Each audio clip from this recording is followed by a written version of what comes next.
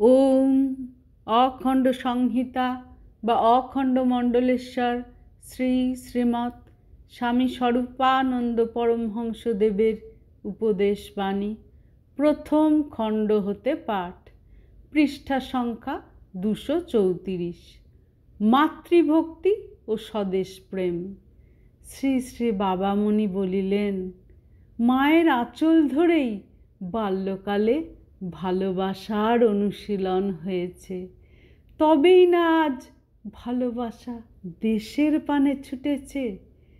জন্মভূমিকে আমরা জননী বলে ডাকি, কিন্তু এই ডাকটা শিখেছিলাম কাকে অবলম্বন করে?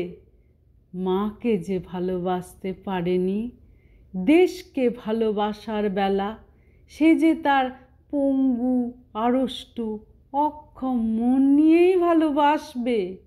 তার পক্ষে দেশকে মা বলে ডাকা, তার পক্ষে বন্দে মাতরম ধ্বনি দিয়ে জাতীয়তার জয় ঘোষণা করা যে কত বড় অভিনয় আর কত বড় আত্মবঞ্চনা তা বলাই বিড়ম্বনা।